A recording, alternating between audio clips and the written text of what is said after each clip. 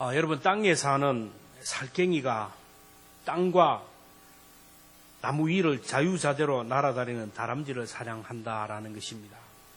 나무 위에 있는 것이 땅에 있는 것을 사냥하는 것은 이해가 되지만 땅에 있는 것이 나무 위를 날아다니는 것을 사냥한다라는 것은 참으로 아이러니입니다. 근데 살쾡이가 나무 위에 있는 다람쥐를 잡는 무기가 뭐냐 하면은 두려움이라는 무기입니다. 살쾡이가 아주 날카롭고 아주 예리한 눈빛으로 아주 도끼를 품고 다람쥐를 쳐다보면 다람쥐의 눈을 응시하면 다람쥐는 두려움에 사로잡혀가지고 안절부절 바들바들 떨다가 운동신경이 마비되어서 그냥 나무에서 뚝 떨어져서 살쾡이의 밥이 된다는 것입니다. 다람쥐가 살쾡이를 두려워할 필요가 없습니다. 얼마든지 도망할 수 있는데 살쾡이를 쳐다보는 순간 두려움에 사로잡혀서 죽는다라는 겁니다. 두려움이라는 것은 우리들의 눈으로 볼 수 없고 현미경으로 볼 수 없는 아주 악성 바이러스인데 이 두려움이 들어오기 시작하면 근심, 걱정, 염려가 밀려오고 또 두려움이 들어오는 순간부터 불면증이 시달리고 식욕도 잃어버리고 삶의 의욕을 잃어버리고 몸이 병들면서 온 삶이 무너지게 됩니다. 그래서 철학자 하이데거는 두려움과 불안은 죽음에 이르는 병이라 그랬어요. 성경에 두려워하지 말라라는 말이 365번이나 기록되었다는 거예요. 그러니까 매일 한 번꼴로 두려워하지 말라라는 거예요. 그런데 성경은 두려워하는 자를 가지고 믿음이 적은 자야.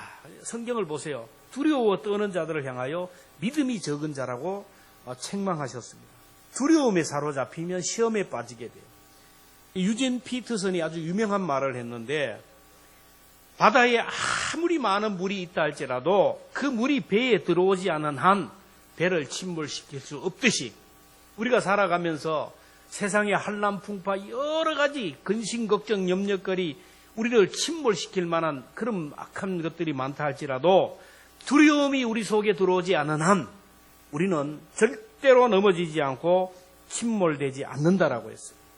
이스라엘 백성들이 골리앗을 보는 순간 두려움에 사로잡혀서 결국 절망에 빠지고 시험에 들었어요.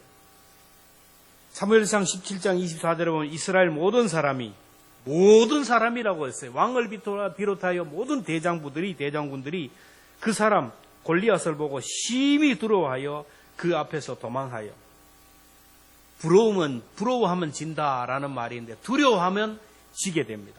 오늘 본문을 보면 두려움이 몰려올 때 그 두려움을 극복하고 승리했던 여호사밧의 모습이 나오는데 여호사밧이 다스리는 그때에 모압과 암몬과 마온 3개 연합군을 만들어서 유다를 침략해 왔습니다.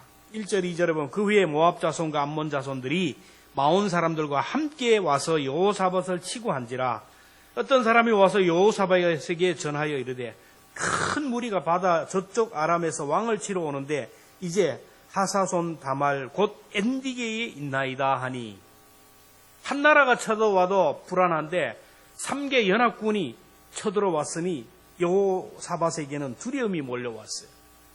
3절에 여호사밧이 두려워하여 선한 왕, 믿음의 왕 여호사밧도 두려워했다. 오늘 우리도 살다 보면 두려워할 수밖에 없는 연약한 존재입니다.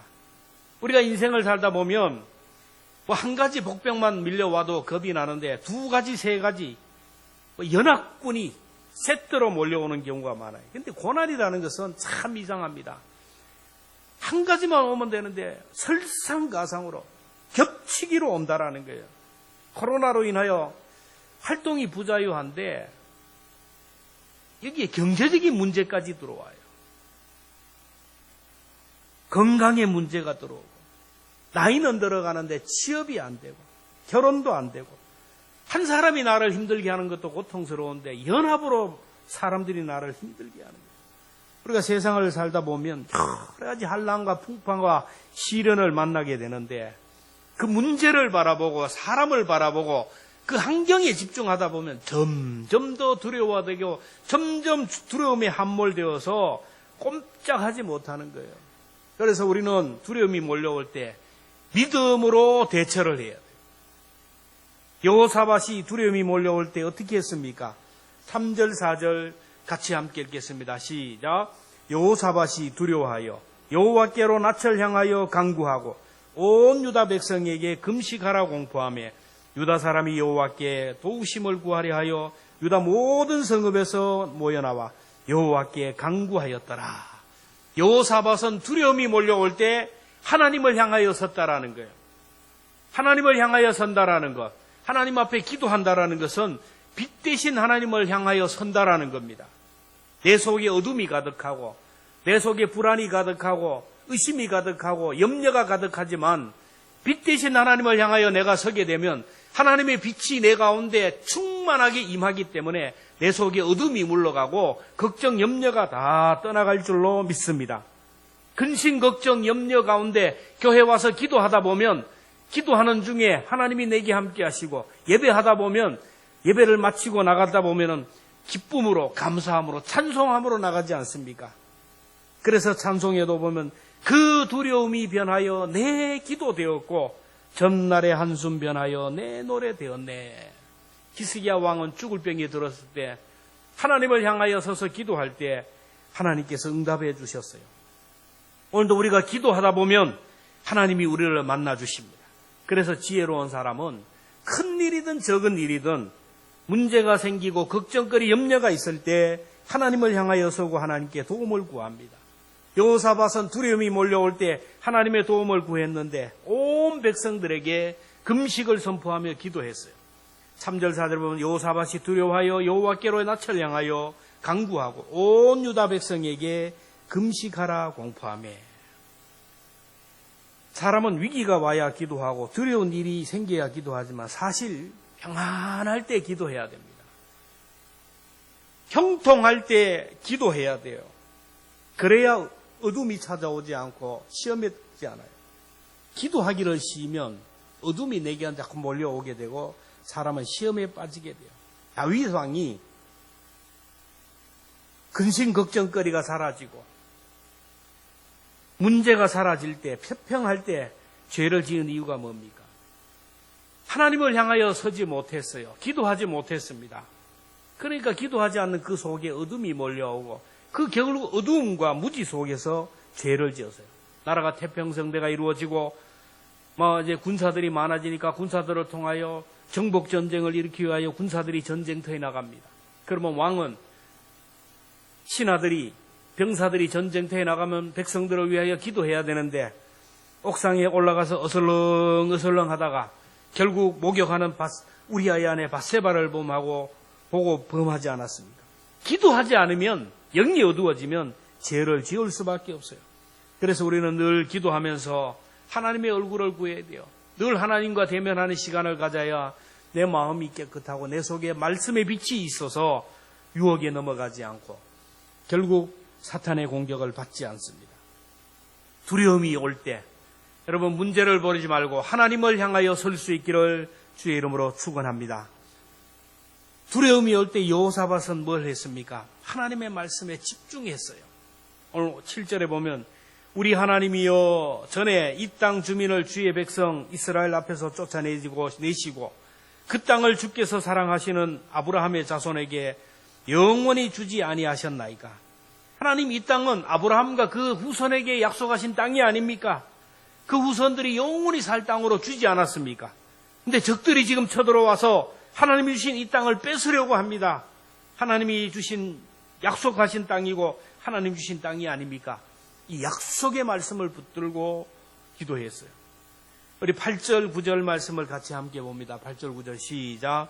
그들이 이 땅에 살면서 주의 이름을 위하여 한 성소를 주를 위해 건축하고 만일 재앙이나 난리나 견책이나 전염병이나 기근이 우리에게 임하면 주의 이름이 이 성전에 있으니 우리가 이 성전 앞과 주 앞에 서서 이 환난 가운데 주께 부르신즉 들으시고 구원하시리라 하였나이다.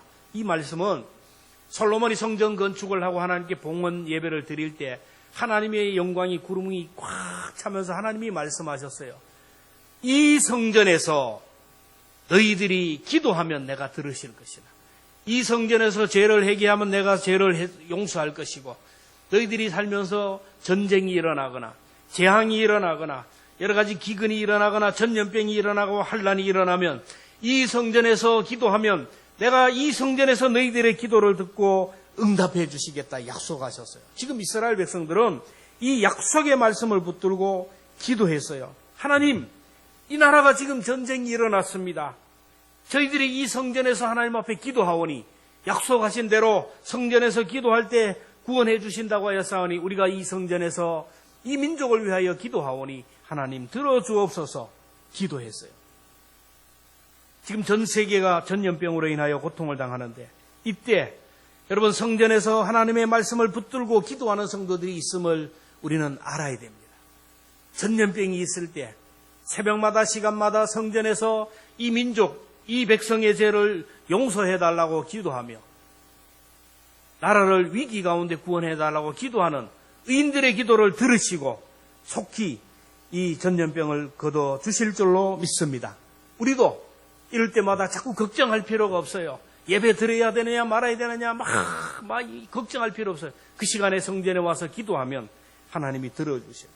오늘 우리에게 두려움이 몰려올 때 말씀을 붙들어요. 나를 불안해하고 나를 걱정하고 염려하게 떨게 하는 말씀이 있을 때는 여러분 이사야 41장 10절을 붙들고 기도해야 됩니다. 함께 읽겠습니다. 시작. 두려워하지 말라. 내가 너와 함께함이라. 놀라지 말라. 나는 내 하나님이 됨이라. 내가 너를 굳세게 하리라. 참으로 너를 도와주리라. 참으로 나의 의로운 손으로 너를 붙들리라. 약속의 말씀을 붙들고 기도해요. 두려움이 몰려올 때, 환란이 올 때 말씀을 붙들고 부르짖어 기도해야 됩니다. 시편 50편 15절에 보면 환란 날에 나를 부르라. 내가 너를 건지리니 내가 나를 영화롭게 하리라. 환란이 있을 때 부르짖어 기도하면 들어주신다라. 예레미야 33장 3절도 보면 너는 내게 부르짖으라. 내가 너에게 응답하겠고 내가 알지 못하는 크고 비밀한 일을 내게 보이리라.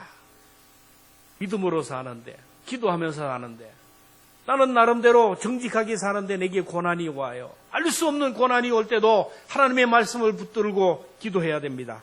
로마서 8장 28절에 보면 우리가 알거니와 하나님을 사랑하는 자, 곧 그의 뜻대로 부르심을 입은 자들에게는 모든 것이 합력하여 선을 이루느니라.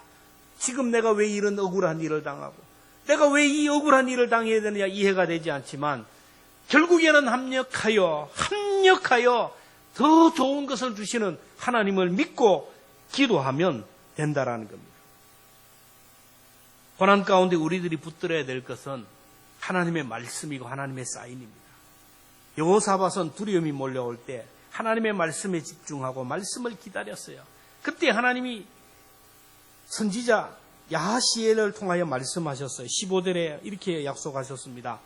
너희는 이 큰 무리로 말미암아 두려워하거나 놀라지 말라. 이 전쟁은 너희에게 속한 것이 아니요 하나님께 속한 것이니라. 위기 가운데 두려움이 올라올 때 기도했더니 하나님이 말씀하셔요. 여러분 이 말씀을 나에게 주시는 말씀으로 받으면 이 말씀이 나에게 능력이 되는 줄로 믿습니다. 이 전쟁은 너희에게 속한 것이 아니요 하나님께 속한 것이라. 3개 연합군의 상대는 너희들이 아니다. 이들의 상대는 내가 저들을 상대할 것이고 내가 해결할 것이라는 거예요. 그렇습니다. 우리의 모든 삶도 하나님께 속한 것입니다. 내 가정의 문제, 여러분 내가 이 문제를 해결하기 위하여 불철주야 애쓰고 수고할 필요 없어요. 내 자녀의 문제, 내 삶의 문제, 내가 해결하려고 발버둥 칠 필요가 없다라는 겁니다. 누구에게 문제? 하나님께 속한 것이고 하나님의 문제인 줄로 믿습니다. 저는 교회를 위해 기도할 때도 내 힘으로 안 될 때는 이 하나님의 교회 아닙니까? 저는 잘납니다. 성도들을 위하여 기도해요. 어떻게 해요? 아픈 분들이 있어요. 내가 할 수 있는 게 없어요. 하나님의 자녀 아닙니까? 하나님 알아서 하세요. 끝나는 거예요. 우리 가정을 위해서도 기도할 때요. 하나님의 자녀 아닙니까? 저와 여러분들에게도 이런 믿음이 있어야 돼요. 내 문제라고 생각하고 내가 해결을 해야 된다라고 발버둥 치니까 불면증에 시달리고 위장병이 걸리고 스트레스를 받게 됩니다. 내 문제가 아니라 하나님의 문제요. 내게 속한 것이 아니라 하나님께 속한 것이다. 하나님이 말씀하여 주셨어요. 하나님이 야하시엘 선지자를 통하여 더 구체적으로 말씀합니다. 16절에 보면 내일 너희는 그에게로 내려가라. 그들이 시스 고개로 올라올 때에 너희가 골짜기 어기 여루엘 들 앞에서 그들을 만나려니 와. 내일 너희들은 전쟁터에 나가라는 거예요. 그 17절에 보면 너희 이 전쟁에는 너희가 싸울 것이 아니 없나니 대열을 이루고 서서 너희와 함께한 여호와가 구원하는 것을 보라. 유다와 예루살렘아 너는 두려워하지 말며 놀라지 말고 내일 그들을 맞서 나가라. 여호와가 너희와 함께하느니라 하매. 하나님이 너희와 함께할 것이다라는 거예요. 너희는 전쟁터 대열에 나가서 그들과 맞서 나가라는 겁니다. 내가 너희들을 구원해 줄 거니 그것을 보고 그들과 맞서 나가라. 여호사밧과 이스라엘 백성들은 하나님이 구원해 주시겠다는 말씀을 의심 없이 믿었어요. 17절에 보면 여호와가 너희와 함께 하리라 하였느니라 하매. 하나님이 너희와 함께 하겠다 말씀이 떨어진과 동시에 18절에 뭘 합니까? 그들의 행동을 보세요. 여호사밧이 몸을 굽혀 얼굴을 땅에 대니 온 유다와 예루살렘 주민들도 여호와 앞에 엎드려 여호와께 뭘 했다고요? 경배하고. 19절에 그핫 자손과 고라 자손에게 속한 레위 사람들은 서서 심히 큰 소리로 이스라엘 하나님 여호와를 찬송하니라. 하나님의 응답이 떨어지자 그들은 하나님께 감사하며 찬송했어요. 여호사밧은 두려움이 몰려올 때 하나님을 찬양했어요. 오늘 본문을 보면 하나님께서 너희는 하나님을 찬송하라, 하나님께 감사하라, 하나님을 하나님 앞에 예물 드려라 말씀이 없어요. 그럼에도 불구하고 여호사밧과 이스라엘 백성들은 하나님이 구원해 주실 것을 믿고 감사하며 찬송했어요. 이 전쟁은 내게 속한 것이고 내가 너희들을 위하여 싸워줄 것이다. 너희들은 대열을 맞추어 적들과 나가 맞서 싸워라. 여기까지만 하나님의 말씀이에요. 그 이후의 행동들, 여호사밧과 이스라엘 백성들이 하나님을 찬양하고 전쟁터에 찬양대로 앞서 나간 것은 여호사밧과 이스라엘의 믿음의 결단이고 자발적인 행동이었어요. 21절에 보면 백성과 더불어 의논하고 노래하는 자들을 택하여 거룩한 예복을 입히고 군대 앞에서 행진하며 여호와를 찬송하여 이르기를 여호와께 감사하세 그의 인자하심이 영원하도다 하게 하였더니 여호사밧과 선지자와 백성들의 리더들이 전쟁이 일어나니까 긴급회의를 했어요. 하나님이 함께 하니까 너희들은 전쟁터에 나가 싸우라 그럴 때 그들은 긴급회의를 했어요. 긴급회의를 하고 결의한 것이 뭐냐? 전쟁터에 연합 찬양대를 앞세워 나가자는 거예요. 전쟁터에 나가는 사람들을 보면 이해가 안 돼요. 전쟁터에 우리가 군대 가봐도 알지만 전쟁터에 나가면 먼저 선발대가 나갑니다. 그리고 특공대가 나가고 본대가 나가고 그래서 이렇게 쭉 나가는 거예요. 겨우 옛날에는 나팔 부는 찬양대가 제일 뒤에 따라 나가요. 근데 이 여호사밧은 제일 먼저 연합 찬양대, 대규모 찬양대를 만들었어요. 군사들에게 군복을 벗기고 찬양대 옷을 입었어요. 노래 잘하는 연합 찬양대를 앞세워서 가운을 입히고 찬양하며 나가게 했어요. 이 기가 든든하지 않으면 절대로 할 수 있는 일이 아니고 하나님의 능력을 믿지 못하면 할 수 없는 일이에요. 20절에 보면 여호사밧이 서서 이르되 유다와 예루살렘 주민들아 내 말을 들을지어다. 너희는 너희 하나님 여호와를 신뢰하라. 그리하면 견고히 서리라. 그의 선지자를 신뢰하라. 그리하면 형통하리라. 이 말씀을 보면 딱 요약하면 하나님을 신뢰하라. 그 선지자를 신뢰하라는 거예요. 전쟁이 일어나자 여호사밧은 선지자 야하시엘을 불러서 의논합니다. 왕이 선지자를 불러서 의논하는 거예요. 그때 야하시엘이 여호사밧에게 얘기합니다. 이 전쟁은 하나님의 전쟁입니다. 하나님이 싸우시겠다고 약속하셨습니다. 하나님이 구원한다고 하셨으니 우리가 할 일은 아무것도 없습니다. 우리가 할 일은 하나님이 일하실 것을 믿고 먼저 연합 찬양대를 만들어서 하나님을 찬양하며 나가면 됩니다. 이 정신 나간 선지자의 말입니다. 이 말에 여호사밧 왕이 아멘 하고 동의했어요. 그리고 여호사밧은 백성의 리더들을 모았어요. 이 일을 그대로 얘기합니다. 그때 백성의 지도자들도 아멘 하고 동의했어요. 이스라엘 민족 전체가 이렇게 하나님의 능력을 믿고 찬양하며 나갈 때 하나님의 역사를 이루었다라는 거예요. 그 왕의, 그 선지자의 그 백성들이에요. 우리가 신앙생활을 하다 보면 하나님이 성경을 통하여 주시는 말씀이 있어요. 그 말씀을 신뢰하고 여호와를 신뢰하고 순종하면 견고하게 될 줄로 믿습니다. 여호와를 신뢰하라. 그리하면 견고하게 되리라. 그리고 또 하나는 믿음의 공동체에서 신앙 고백적으로 주시는 말씀이 있어요.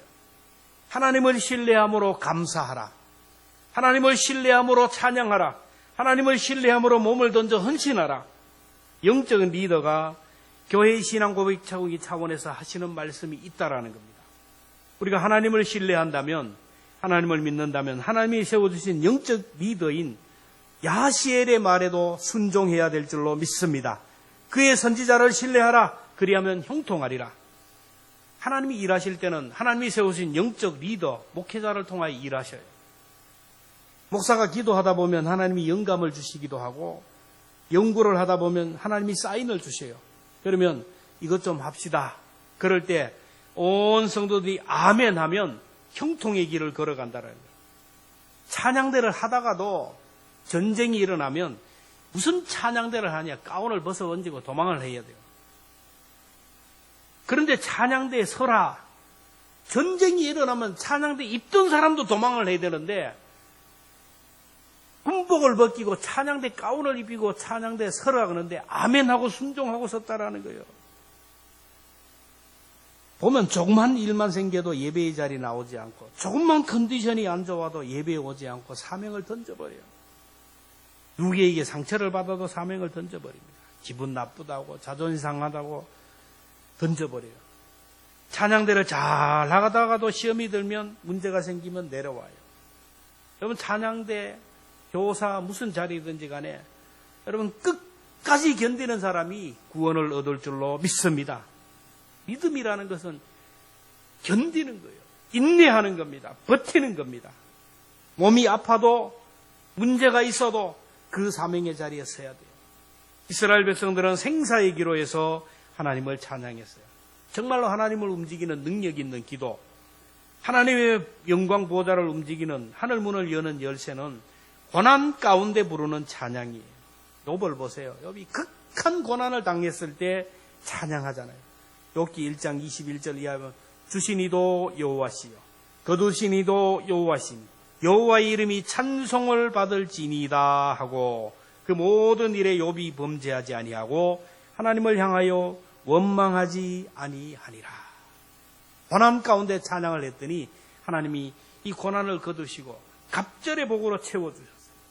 바울과 실라가 감옥에 갇혔을 때 언제 죽을지 모르는 상황 가운데 하나님을 찬송했어요. 사도행전 16장 25절 이하면 한밤중에 바울과 실라가 기도하고 하나님을 찬송하며 제수들이 듣더라. 이에 갑자기 큰 지진이 나서 옥토가 움직이고 문이 다 열리며 모든 사람의 메인 것이 벗어진지라. 찬송할 때, 내 찬송을 다른 사람이 들을 정도로 찬송할 때 옥토가 흔들리고 옥문이 열리고 착고가 풀어지는 거예요. 문제 앞에 찬송하면 문제가 해결돼요. 고난 앞에서 찬송하면 고난이 끝나게 되는 거예요. 벽 앞에서 찬양하면 벽이 무너지게 되고, 눈물의 골짜기에서 찬송하면 길이 열리게 되는 거예요. 어떤 고난 앞에서도 하나님을 찬양하고 하나님의 선하심을 믿고 찬양하면 대적들이 떠납니다. 자, 이스라엘 백성들이 대규모 연합 찬양대를 조직해서 찬송하며 나가는 거예요. 그럴 때 어떤 일이 일어났습니까? 22절, 23절 말씀을 같이 함께 봅니다. 시작. 그 노래와 찬송이 시작될 때에 여호와께서 복병을 두어 유다를 치러 온 암몬 자손과 모압 자손과 세일산 주민들을 치게 하심으로 그들이 패하였으니 곧 암몬과 모압 자손이 일어나 세일산 주민들을 쳐서 진멸하고 세일 주민들을 멸한 후에 그들이 서로 쳐 죽이니라. 아비규환이 됐어요. 하나님이 한번 헷갈리게 하면 그들이 막 서로 죽고 죽이는, 피야를 구분 못하니까 죽고 죽이는 전쟁이 일어나요. 자멸하는 거예요. 그래서 어떤 일들이 일어나요? 아주 승리하게 되는데 엄청난 전리품을 거두게 됩니다. 25절에 보면 여호사밧과 그의 백성이 가서 이 말은 뭡니까? 싸우고 갔다는 게 아니에요. 그냥 가보니 찬송하면서 가서 적군의 물건을 탈취할세 본즉 그 가운데 재물과 의복과 보물이 많이 있으므로 각기 탈취하는데 그 물건이 너무 많아 능히 가져갈 수 없을 만큼 많으므로 며칠 동안 거두었다고요?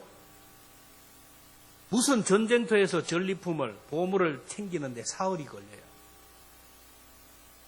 전쟁터에 나갈 때는 보통 최소한의 양식과 물, 최소한의 것만 준비하고 나가는 게 전쟁터입니다.